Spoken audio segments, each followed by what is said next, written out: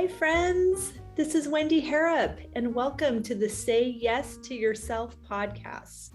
On the Say Yes to Yourself podcast, you'll hear stories from women just like us who are adding the practice of saying yes in their daily lives in big and small ways, and as a result, are experiencing the truth that everybody wins when you say yes to yourself. Saying yes to yourself is a graceful unfolding, an intentional becoming of the very best version of you. It is my hope that in these conversations, we are able to find our truth and be inspired and empowered to live our very best lives. I'm so excited to go on this journey with you, and I look forward to finding a bit of our own story in each other's.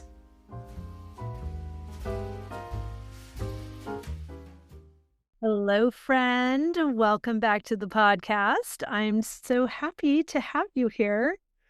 And I'm so happy to take a break from shoveling snow. Oh, my word. It is so stunningly beautiful.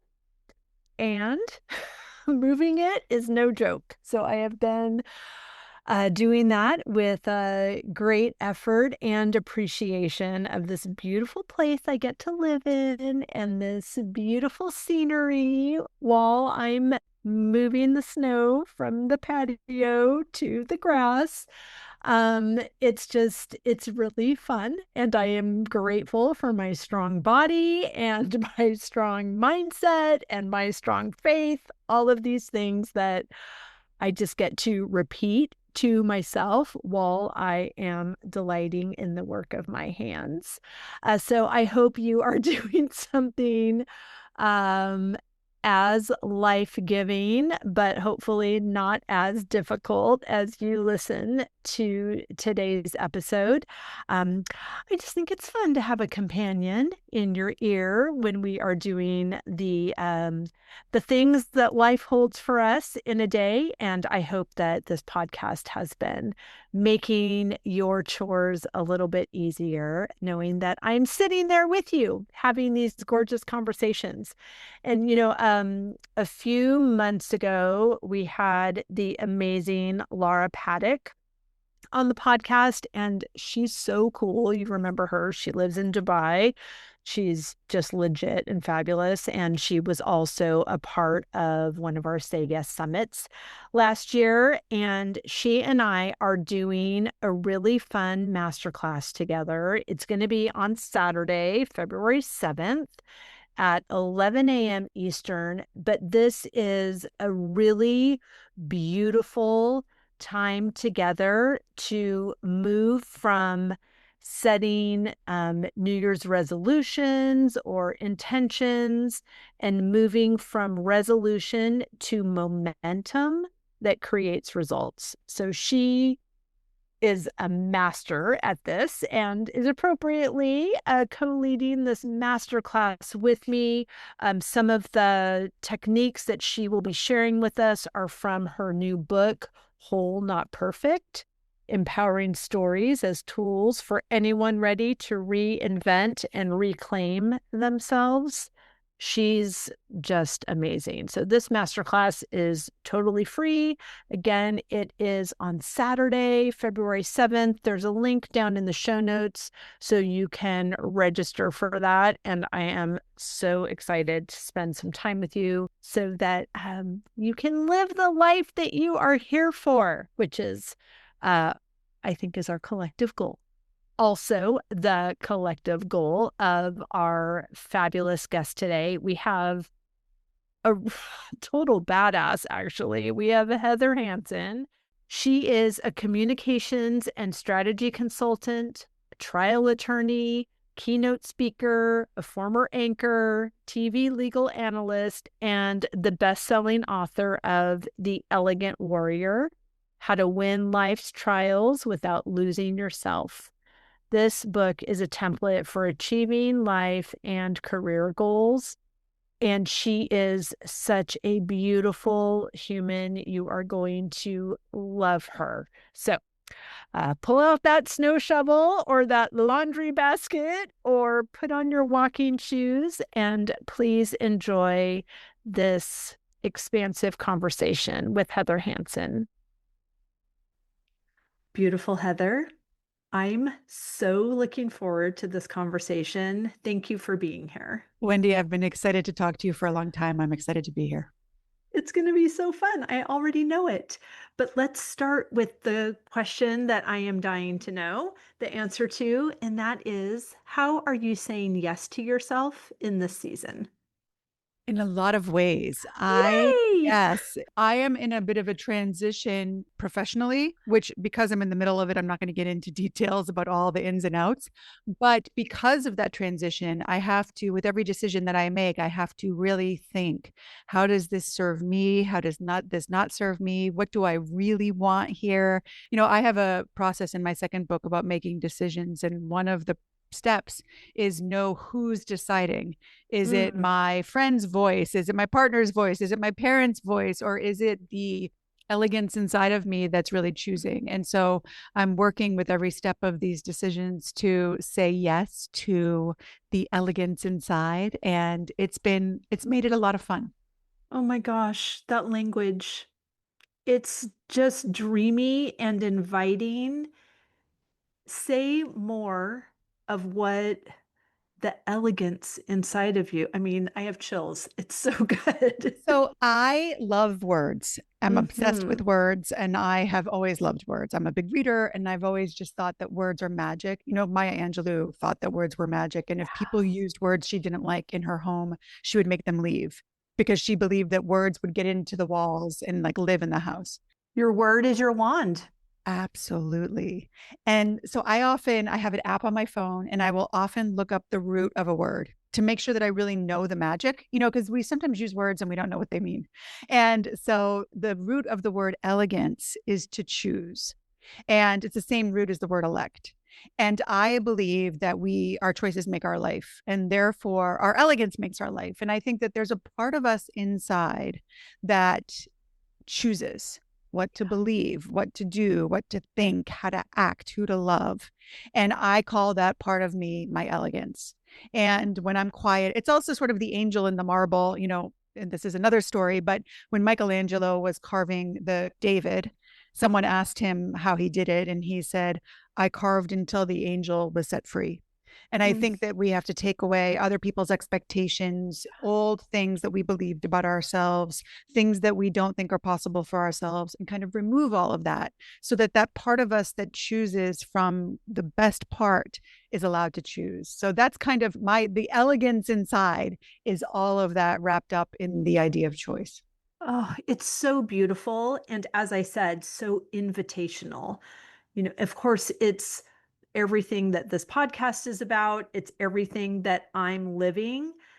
And I only can speak to my own experience. And in my experience, it was awkward before it was elegant. And Yes. it was an unlearning coupled with new learnings. And it's been at times a bumpy road, but it's all going in the direction I want. It's all going, towards my highest and best. But I think that your process and the way that you've outlined it in just this explanation, but also in your book, allows for an easier ride, a more comfortable ride without making us feel wrong about, oh, I'm choosing me and it feels good and it's easy and I'm having great success. And is that okay? Yeah. Yeah. I think that, again, with Maya, I love Maya, but didn't Yes, expect to bring her up a bunch of times. But that's she okay. had that quote, when you know better, you do better. And I Yeah. think also when you know better, you choose better. Mm-hmm. One of the things in this period of transition, I look back on all the choices I've made over the past 5 years or so, and especially the last 2 years, which have been rougher for me, and how each choice has gotten me to this place that feels really, really good. And so I think that sometimes we can be impatient with change and Sure. getting out of those bumpy, awkward places. And I think that to remember that it's choice by choice. Mm-hmm. When you choose yourself and choose sometimes what's uncomfortable, sometimes choosing what's hard, and you're choosing your reasons and knowing your reasons, then you really can, in time, end up in the place where you want to be. Absolutely.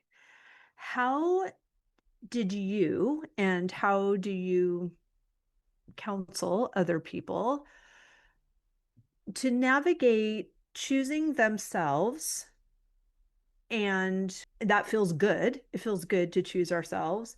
The uncomfortable piece is kind of the fallout of those choices and how other people interact or are affected with those choices.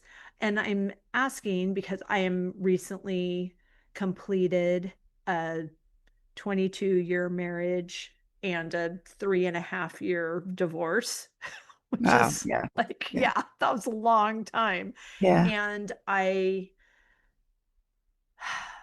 I'm obsessed with the woman that I became in that process. Okay. And I'm so happy and I'm believe that I am modeling one yes after the other to my daughter, to my community, to these podcast listeners.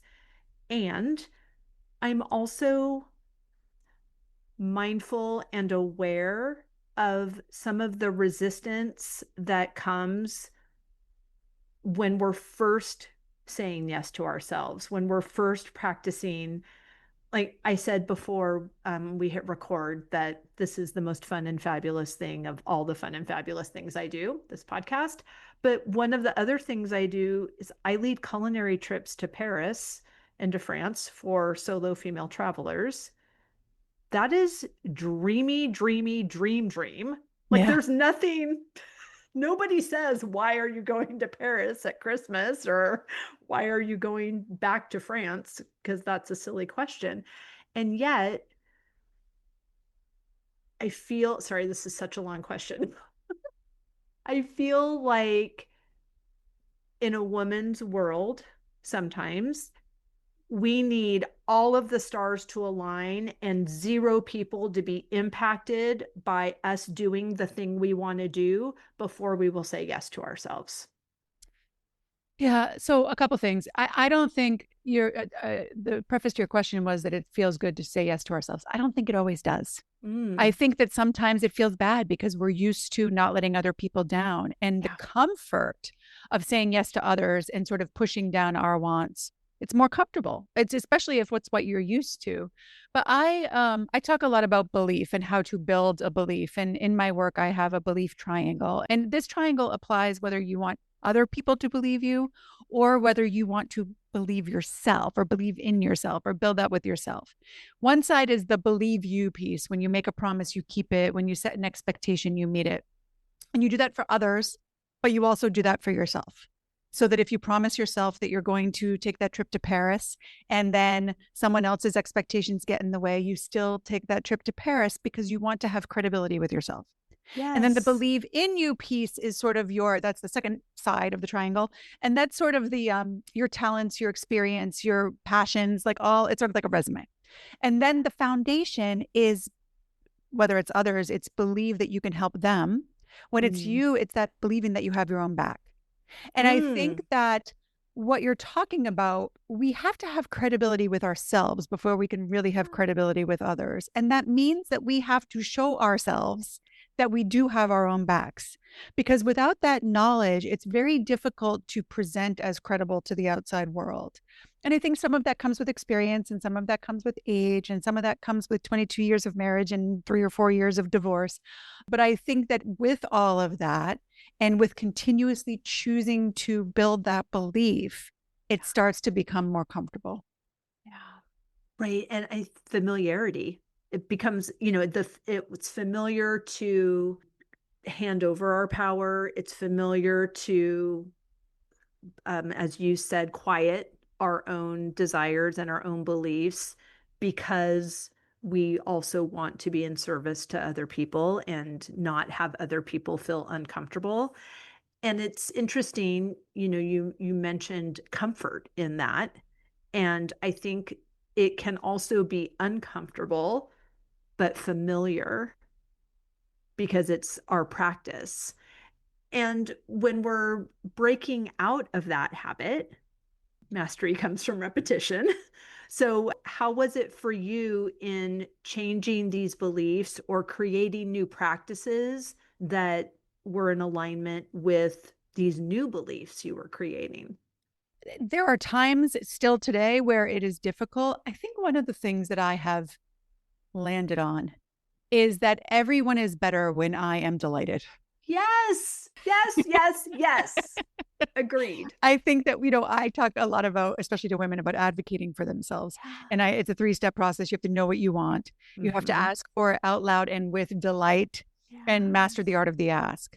I think that when I'm Gosh. resentful because I'm putting other people first, or I'm frustrated because I'm not getting what I'm giving, or I'm angry, or I'm bitter, all of those things, everyone suffers.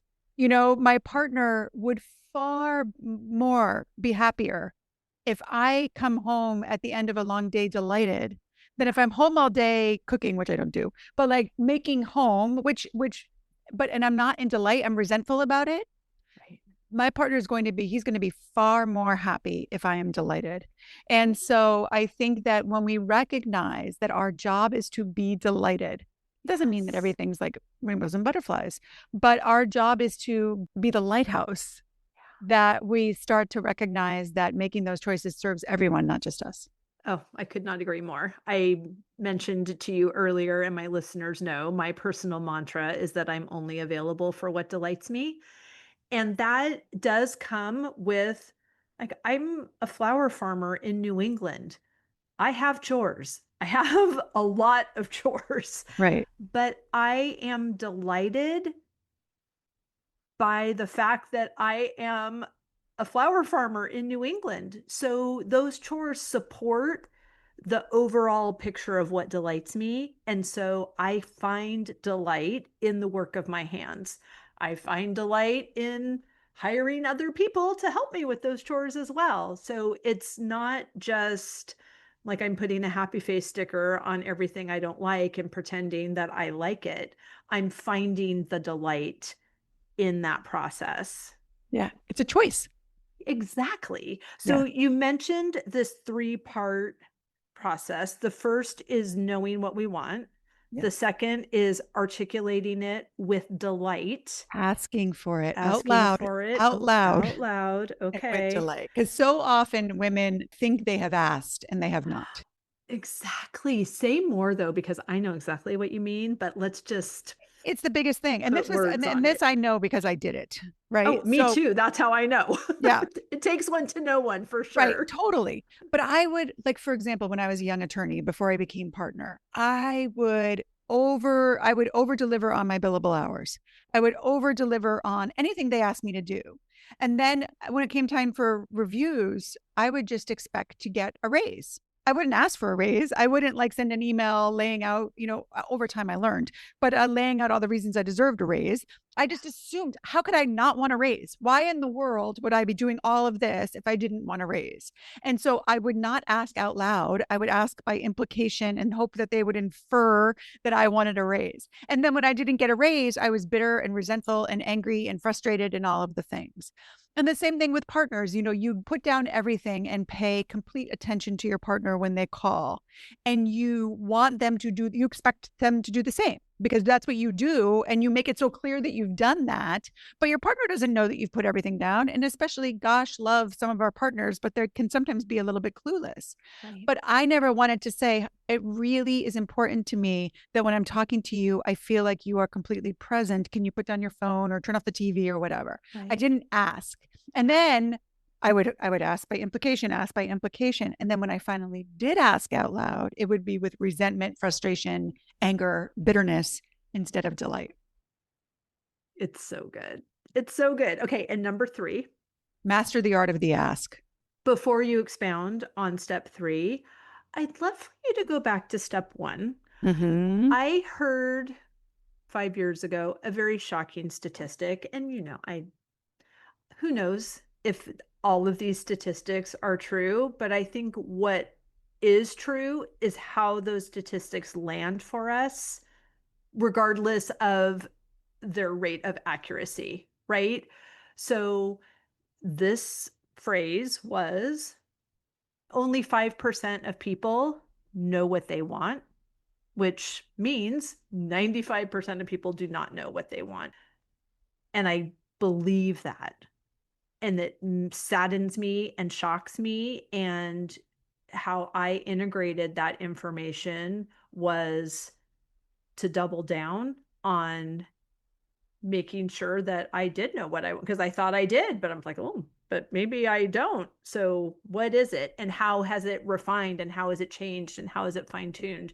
So the question is, if we don't even know how to know what we want, and that we're allowed to even want, like where does someone start if they're like, yeah, I'd love to go to Paris for with you, Wendy, like whatever, you live a different life than us, I live quote unquote in reality, and I can't just get up and go.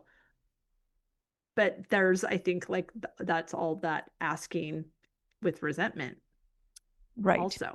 And I think that person does know what they want. They might not believe Yeah, they can have it. And I think a lot of exactly. times we don't allow ourselves to want what we want because we don't Hmm. think we can have it. So that's Hmm. one bucket that we can dive into. What happens if you don't believe you can have what you want? The Yeah. second is if you really don't know what you want. And I think that in that bucket, we, especially women, a lot of us, I'll speak for myself, we are thinkers and actors and not feelers. Yeah. And so I would not be able to tell you like where I felt a feeling in my body and when I was feeling a certain emotion. But the more that you can tune into that, the more you can say, "Oh, I do want this. This feels good. This is exciting. This makes me, it changes my energy," which is a big part of mastering the art of the ask. Well, what energy are you Yes. doing things with? You can start playing with what you want. Do I want to take a bath? How do you feel inside when you think about that? And I think so. I think that following the feelings is a good Yeah. way to start to tune in into what you want. A lot of people will tell you that look at what you don't want because that's a good pointer. I don't know about that because I think that if we focus too much on what we don't want, we're closing down possibility. Right. And we're inviting more of it, even though we don't want it. It's Right. like worrying, praying for something you don't want to happen. Yeah. Why would we do that? 100%. And I think also if we take the going to France with you example, I just did a podcast on this myself recently because in my work, I teach a lot of women how to advocate for themselves Yeah. and a lot of it's professionally.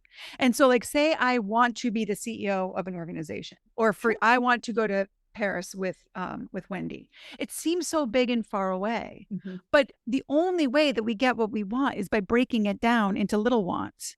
Right. So, for example, if you want to go to Paris with Wendy, what do you want that will get you there? I want to have enough money to go to Paris with Wendy. Okay. What does that mean? I want to get a part time job. Okay. What does that mean? I want to have a resume. Like you've got to take it one want at a Right. time. Like I want to Hmm. have a resume that I'm proud of. Okay. Then you can get that. Right. Right. LinkedIn is just sometimes a vacuum of resumes. You sort of drop it. So it's, I want to connect with people at that organization so I can get that Right. part time job. Then I want the interview. Then I want to impress them at the interview. Yeah. And taking each want step by step with the big want out there in the moon for which you are aiming is, I Right. think, the answer. Because otherwise, it just seems too big and far away, and you Hmm. never allow yourself to want it. Exactly. Exactly. For me, one of the things that was helpful in what seemed like really big wants, and honestly are now just my life, which is so fun when the Yeah. life you're living used to be the dream, that it was holding that desire with delight, not with, and I can't have it, but there it is, not disdain or defeat, Yep. and asking the universe, asking God. I have a morning practice, and I spend a lot of time figuring out what exactly is my role in this today. Because for me, there are many things that I have to hear over and over and over again before they actually land. And then Yeah. there are some things that I hear it once and I'm like, yeah, that lands. I'm there. And Hmm. one of those phrases was that the how is not my responsibility. And I was like, fabulous. Right, good, good, because good I don't know how. thing.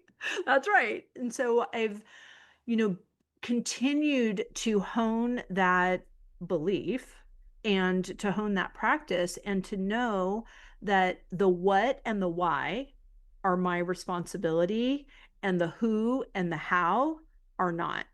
That I am to be the woman who is available for all the good that is coming my way and is listening to my body, what feels good, what feels like the next right step, like the next right want, as you were saying, and then taking that inspired action toward that thing.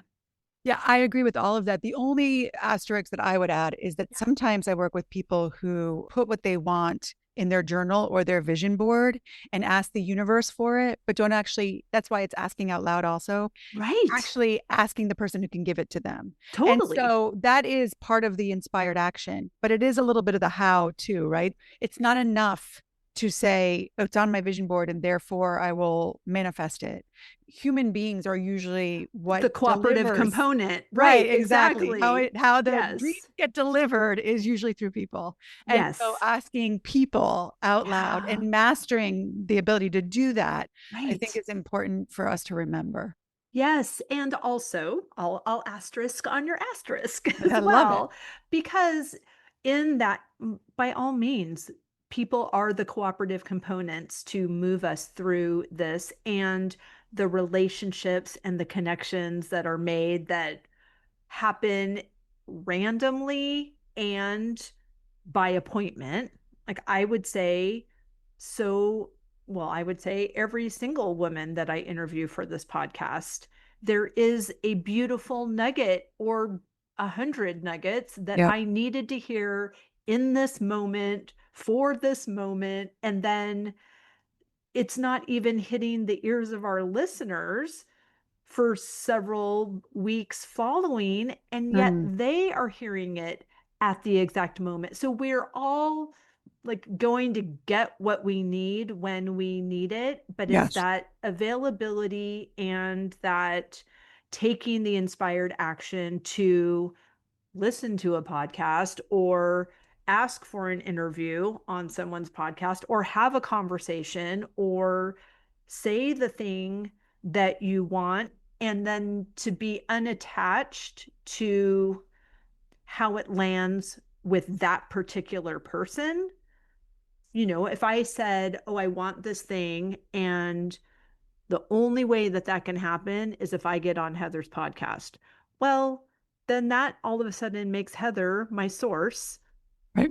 And if Heather doesn't have space on her calendar, then I'm like, well, there we go. Now I can't have the thing I want.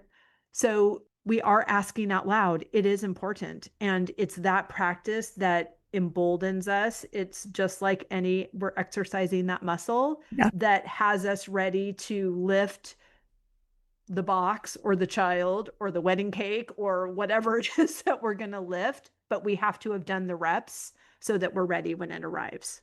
Completely agree. Completely agree. Well, thank you. That's why it's so fun to talk to each other. So, in this mastering the art of the ask, what are the steps that we can follow for that? So the way I talk about this, my background is as a trial attorney. I have tried cases in courtrooms for decades. God And bless you and thank you for your service. yeah, well, it is my pleasure and my privilege. And in the courtroom we have a jury. There are 12 people who sit, and one of the things I want to be really clear with the listener is jury's job, their job isn't to judge. Their job is to listen and to choose what they believe. Mm. They're not judgmental. They're listening and then they're choosing which story they believe. And we all have our juries. Your jury, if you are interviewing for a job, your jury, and it might be multiple juries, right? It might be the first person you interview with, and then you move on to interviewing with a committee, and then that becomes your jury. And then the first client you have is your jury because they have to choose to bring you back again or to negotiate with you in a way that you like. Your spouse might be your jury if you want to go for Chinese and they want to go for Italian. Your kids might be your jury if you want them to eat broccoli and they want to eat brownies, right? You face juries all day, every day. And a big part of mastering the ask is knowing your jury, understanding what is their pain and how does what you're asking for help their pain or give Mm, them pleasure or make them happy.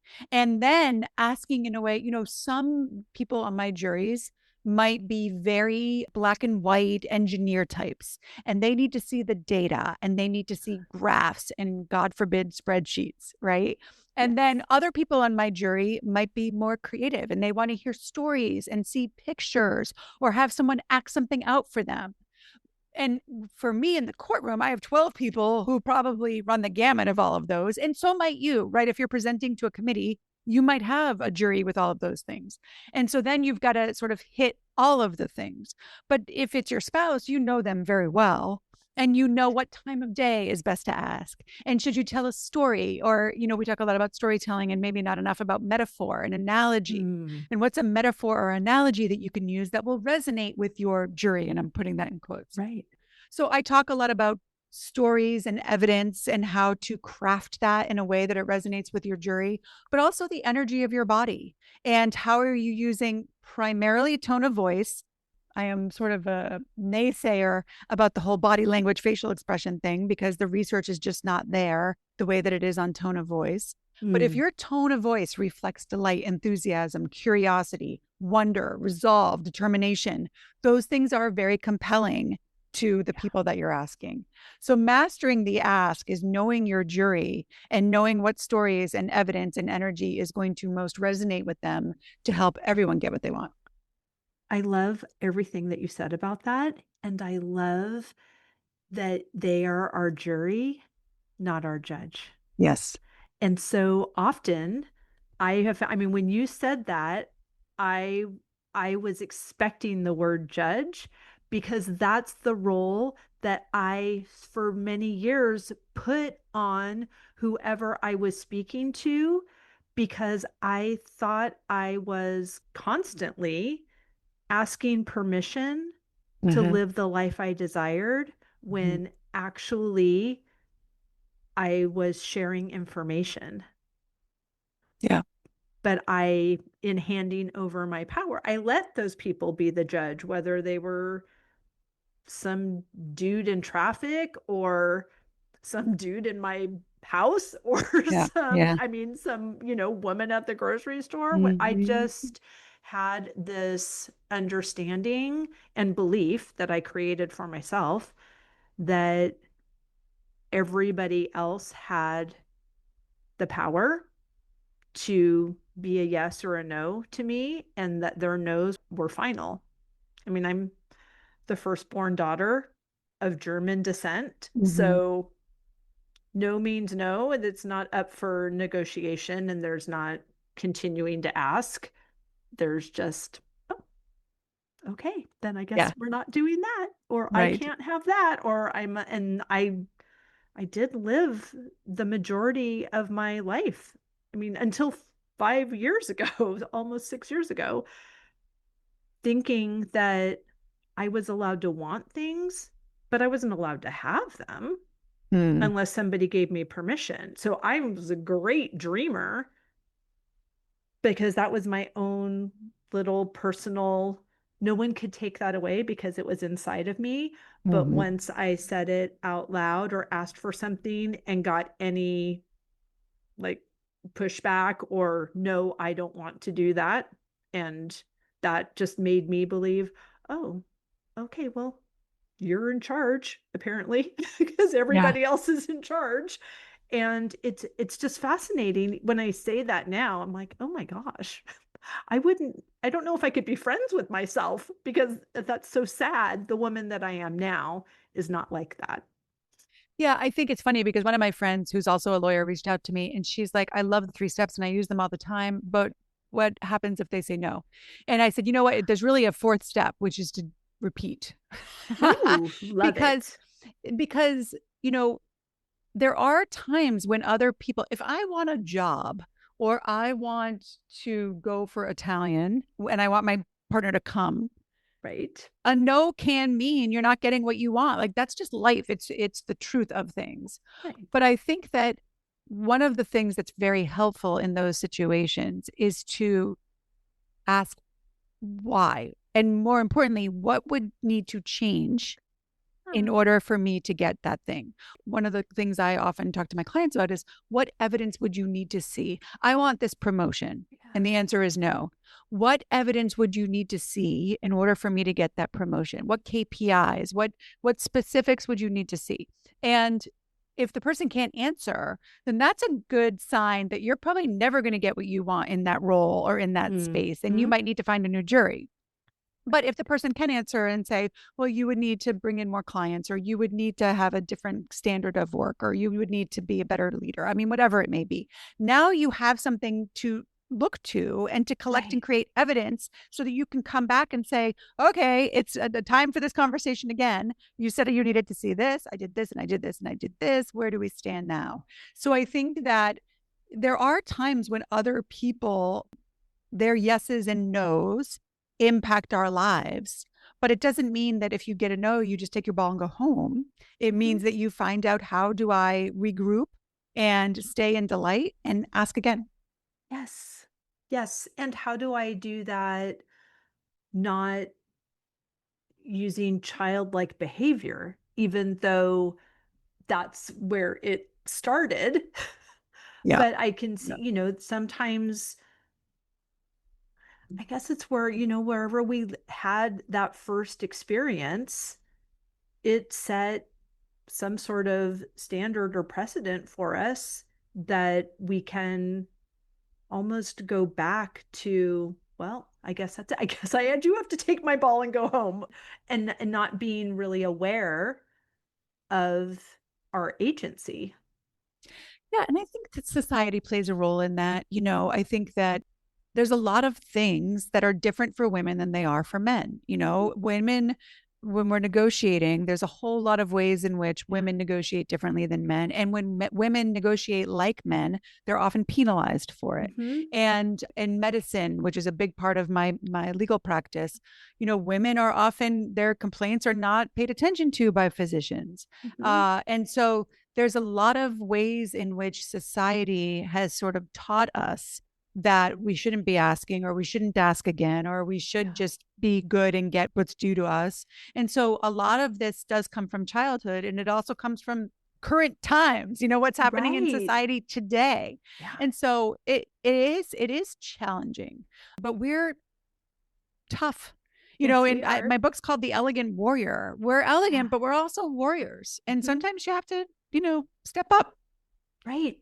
And I think that that's where the component of delight works, Yeah. because it can energize us and remind us why we want what we want, Mhm. which is helpful when we are on the repeat on step 4, Yeah. where we are asking again and course correcting what is necessary on our side, but not turning ourselves into a pretzel so somebody else is more comfortable at the same time. Yeah. Yeah, and I think ultimately we want to be of service, right? And Yes. and I don't mean that like that in like a, oh, may I have another, like that type of thing. Right. No, in contribution. Yes. And we want our skills to serve the world. And so part of the delight is knowing that if I get this thing, I'm going to be of service to you. Right.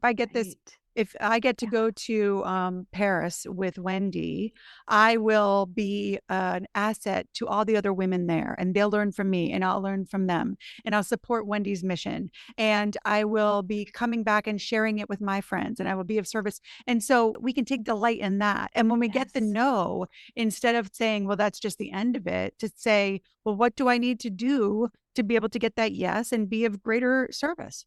Right.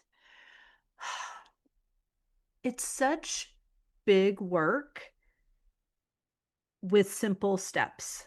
Yep. Yeah.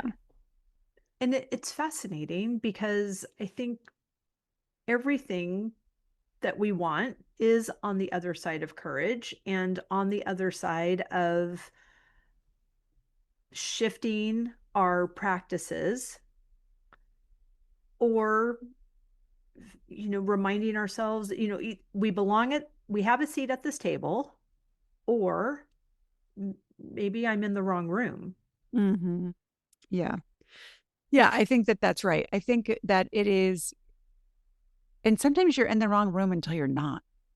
Yeah. It's funny because I've made some big changes in my life over the years, and people have asked me, how did you do these major things? And most of the time, Wendy, it wasn't a leap.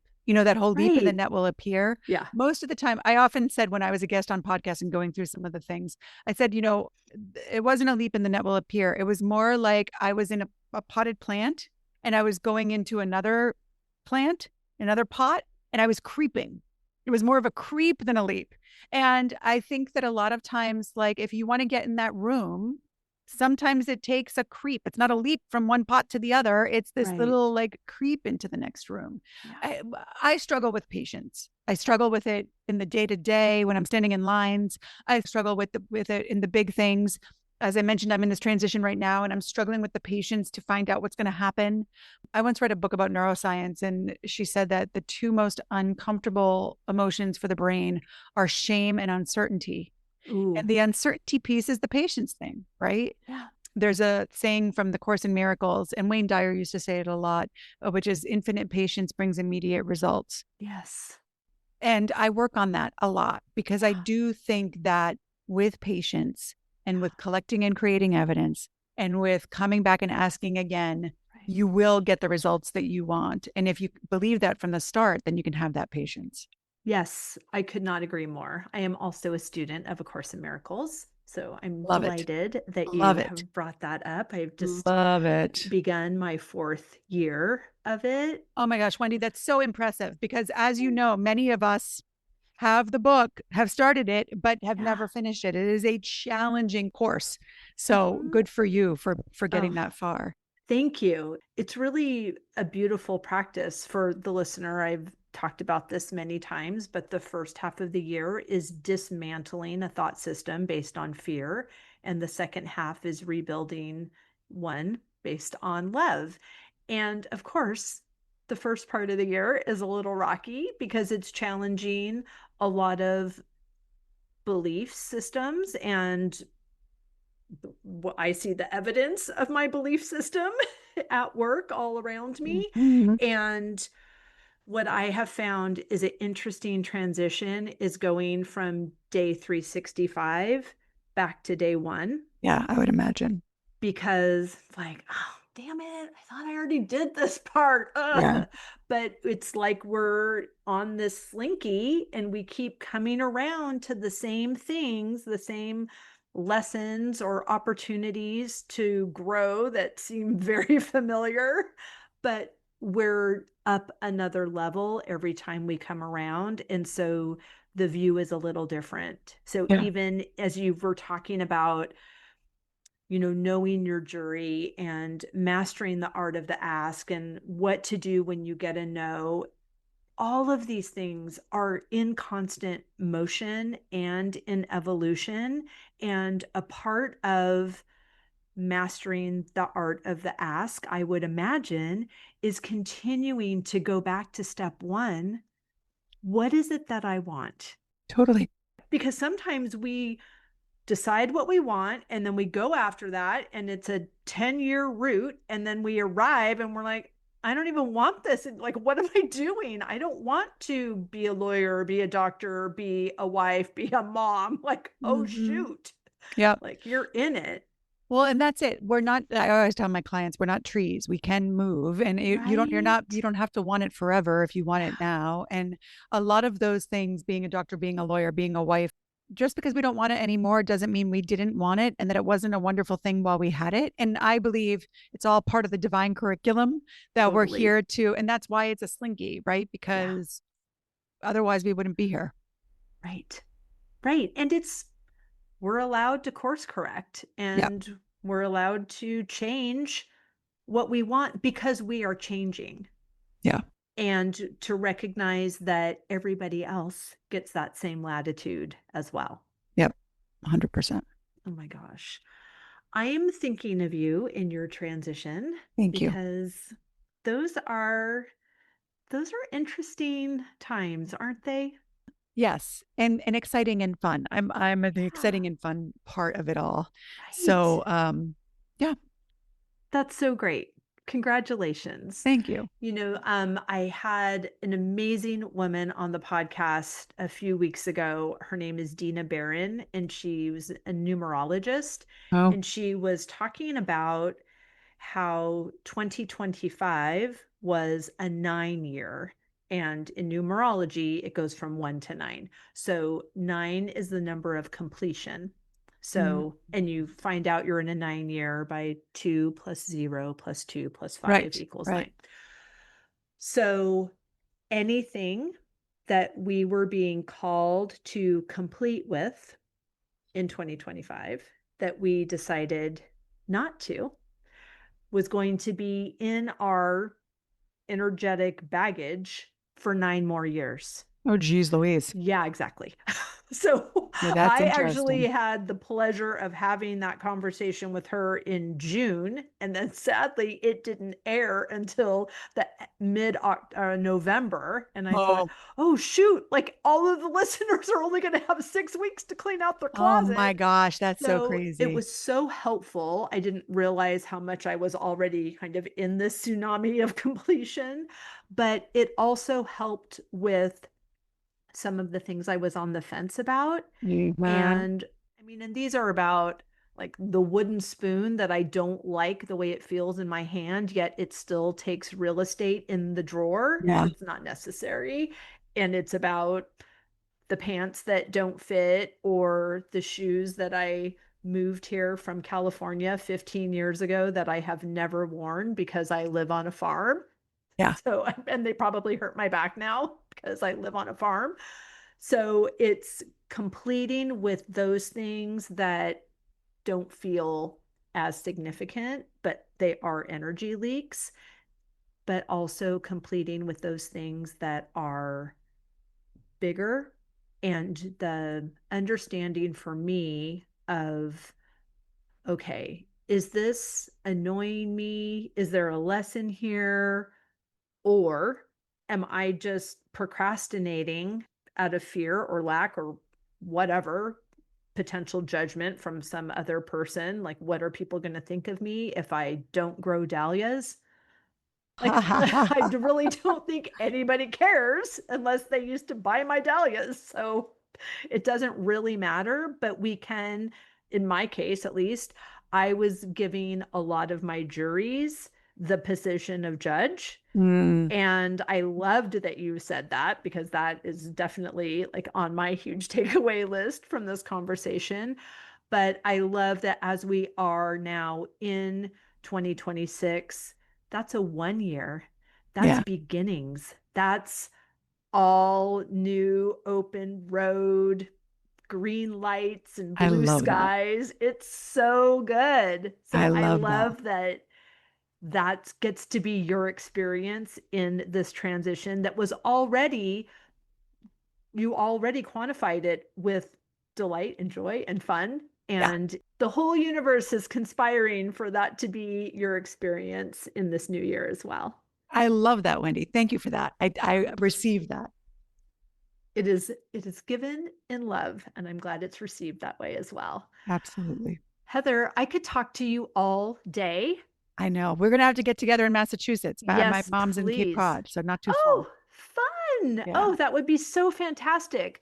I want to make sure that you shared everything that you want people to know about the second book, all of the good things. So, is there anything besides you tell them where to find and follow you and listen to the podcast? We'll do that too. But is there anything else that you wanted to share as we're closing up? No, I don't think so. I mean, I'll tell you how you can find all my things, but I Yeah, think yeah. that, your podcast is such a beautiful gift. And I think that the listeners are very tuned into their energy. And so I just hope that everybody remembers that a lot of your choices are what impact that energy. And you do have that choice. So Yes, absolutely. And thank you for reminding us all of that. I was on a podcast earlier this week, and it was so fascinating because the woman didn't know me, which makes sense since I don't know the people that I interview either. But she asked me so many questions about how I knew it was time to complete with my marriage. And that was like 4 years ago. Mm, And it was so fascinating to go back and tell the story from how I remember it and to recognize just the different woman that I was. I just didn't even know. The whole idea of agency eluded me. I wasn't mad that I had all these dreams, but didn't think I was allowed to have them because no one was giving me permission to live the life I wanted.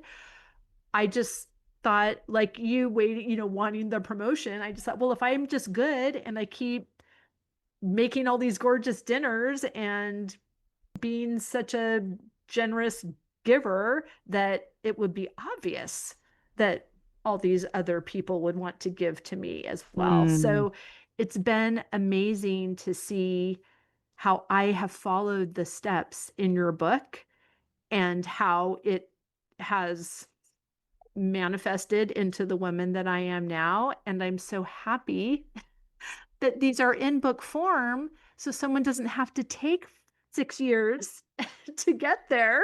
takes what it takes, right? It does. It does. But thank you so much for your generous, really life altering work. Thank you. Thank you. Thank you.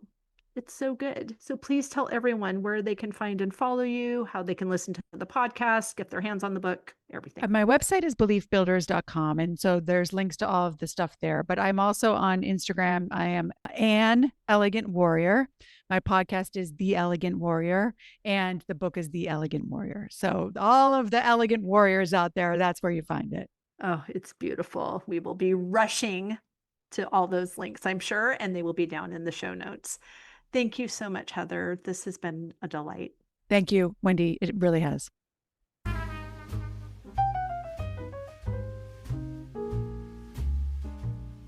I hope you enjoyed that conversation as much as I did. As always, any links or notes mentioned can be found at phineaswrighthouse.com in the podcast section of our site or in the show notes below. And if you haven't connected with me personally, come find me on Instagram at Phineas Wrighthouse and let me know you listened to this episode. I'd love to get to know you. Thank you for sharing this time with me. I know your days are full, and I'm really grateful that you chose to spend some of your precious time right here. Be sure to subscribe to the podcast so you don't miss any of these delightful conversations. I'll see you next week.